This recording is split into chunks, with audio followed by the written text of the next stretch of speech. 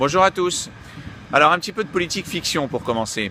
Imaginez qu'on se retrouve, qu'on soit en plein milieu de la Première Guerre mondiale, donc 1914-1918, donc on est par exemple en 1917 ou en 1916, et que la France négocie avec l'Allemagne un traité de paix.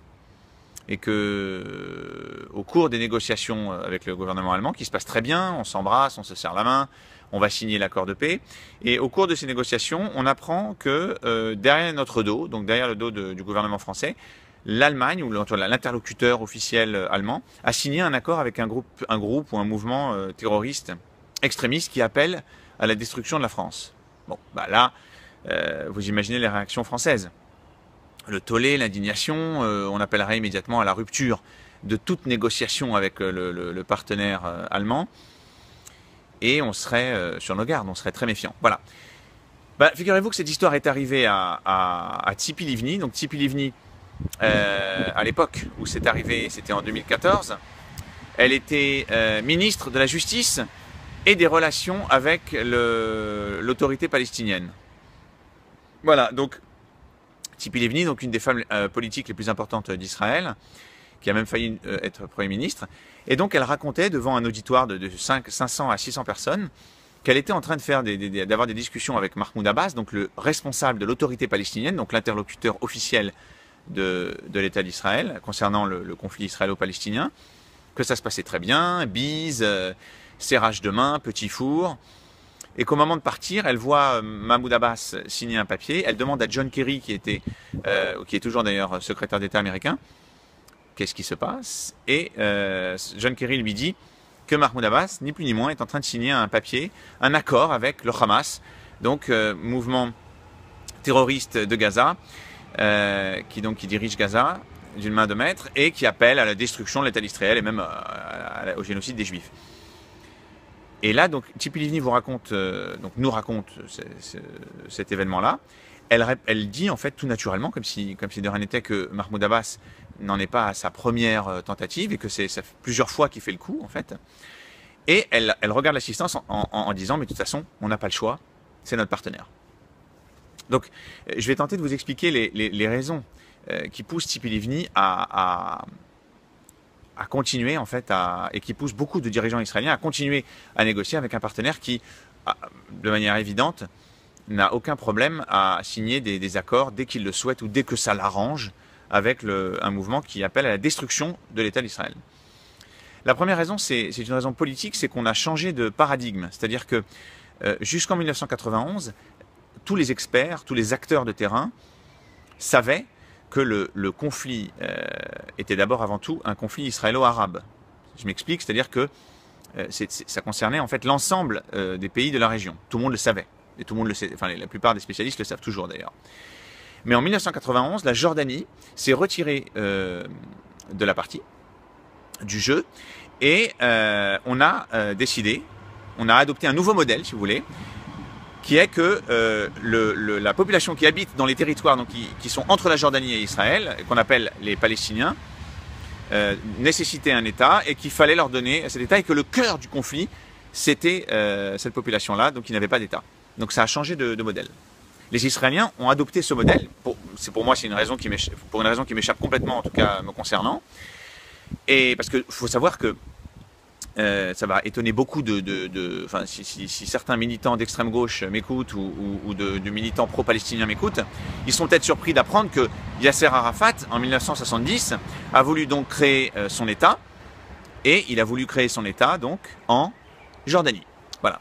Mais c'est logique, hein, puisque les Palestiniens sont majoritaires, en tout cas jusqu'à une date très récente, mais je crois qu'ils forment toujours au moins 70% de la population jordanienne.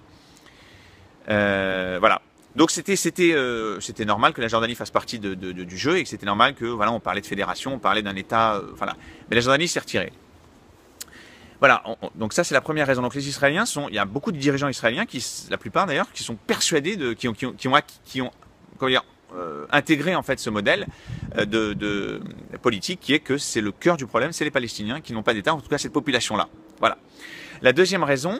Enfin, en tout cas, vous avez compris que moi, j'y adhère pas du tout, et que je trouve ça complètement absurde, que c'est un problème global, en fait, de la région, entre les pays arabes et Israël, et je dirais même les pays musulmans et Israël. La deuxième raison, c'est l'image. L'éternel problème de l'image de beaucoup de dirigeants israéliens qui veulent absolument avoir une bonne image auprès de la communauté internationale. Le modèle adopté, le modèle officiel, c'est le modèle donc du conflit israélo-palestinien dans lequel il faut donner un État à cette population qu'on dit, qu'on appelle les Palestiniens. Et donc, il faut les dirigeants israéliens veulent plaire, veulent montrer leur bonne foi et veulent montrer leur bonne image. Ils veulent avoir une bonne image, donc ils vont tout faire pour continuer dans cette voie, même si cette voie, elle est de toute évidence mauvaise. En tout cas, même s'il faudrait freiner et marquer un temps d'arrêt, en fait. Ce qui explique que Tzipi Livni vous dit, on n'a pas le choix. Voilà. Donc on a besoin d'un partenaire, parce que si le problème c'est le conflit israélo-palestinien, et si le problème c'est de donner un État aux Palestiniens, il faut un partenaire avec lequel on discute. Et donc voilà, ce partenaire, il fait la bise au Hamas, le partenaire derrière le dos d'Israël, il signe un accord avec un mouvement qui appelle à la destruction de l'État d'Israël, mais c'est pas grave, il faut un partenaire, on va l'avoir, c'est le seul qu'on a, donc enfin voilà. Donc on va continuer comme ça. Et la dernière raison principale, c'est l'angoisse démographique, c'est-à-dire que c'est une angoisse qui est commune à tous les juifs en général, c'est que Israël perde sa majorité juive. Voilà. Donc ça se comprend, parce que les juifs ont été minoritaires longtemps dans les pays d'Europe ou les pays musulmans, et ça s'est pas très très bien passé. Vous voyez, c'était plutôt les juifs étaient plutôt le tapis sur lequel on s'essuyait les pieds. Donc ils veulent pas que ça recommence, et ils savent ce que ça implique si les juifs perdent la majorité. Après, on peut tout à fait comprendre. Donc Tzipi Livni a pris pour argent comptant un recensement qui avait été fait à la fin des années 90 par l'autorité palestinienne et qui disait que les Palestiniens seraient donc majoritaires sur l'ensemble de ce territoire-là, majoritaires, et ils dépasseraient les Juifs. Je crois que l'année c'était 2015. Bon, il se trouve qu'on est en 2016 et que c'est toujours pas le cas.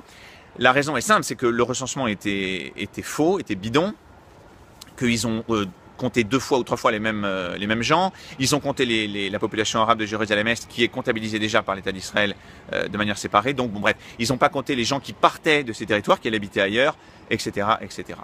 Voilà. Mais ça explique cette angoisse qu'elle a Tzipi Livni. C'est pour ça qu'elle répète sans arrêt, on va pas devenir un apartheid, parce que elle est en même temps, elle épouse en fait les thèses de gauche et d'extrême gauche qui disent qu'Israël est en train de devenir un État apartheid parce qu'ils vont dominer ils vont être minoritaires les Juifs et ils vont dominer une majorité arabe. Pour l'instant, c'est pas du tout le cas, mais ça n'empêche pas Tzipi Livni de continuer à dire que cette angoisse absolue démographique nécessite que très vite on aboutisse à un accord, même si cet accord ne sera pas bon. Voilà. Bonne soirée à vous et en attendant de meilleures nouvelles dans ce bas monde. Bye.